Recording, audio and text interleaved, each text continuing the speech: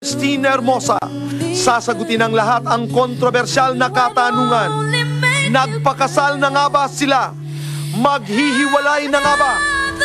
Anong kaguluhan ang bumabalot ngayon sa kanilang dalawa? Live, exclusive, walang atrasan, walang hindi tatanungin sa 6th anniversary special ng The Buzz. Isang tanong na hindi pa kailanman nabibigyan ng kasagutan. Nagpakasal na nga ba sina Dither Ocampo at Christine Hermosa?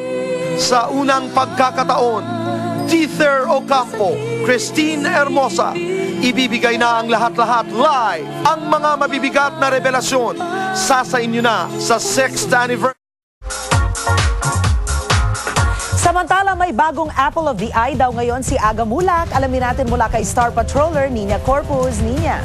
Yes, Karen. Ako, ito nga, hindi na sikreto ang katauhan ng bagong Apple of the Eye ngayon ni Aga Mulak. Personal kong nakausap ang VJ model actress at inalam ang reaksyon nito sa panibagong atensyon.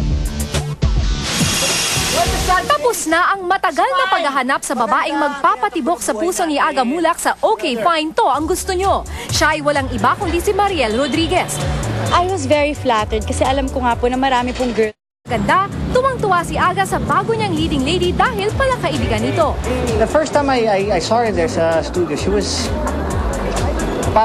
already comfortable there with the boys, ano. So, makikita mo naman eh. Nakikipagkwentuhan kaagad. Excited si Mariel sa bago niyang papel bilang isang simpleng fruit stand vendor na mai-in-love kay Michael, ang karakter ni Aga sa Okay Fine. Mag-enjoy and matuto sa kanila kasi veterans na sila. They've been here in the industry for a very long time. So, marami ako natututunan sa kanila.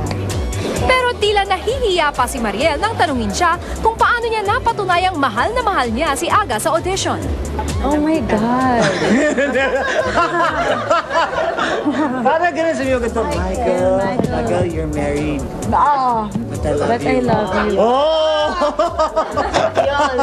Ayun, that was romantic, diba? Audition yan, ha? Kunyari, ha?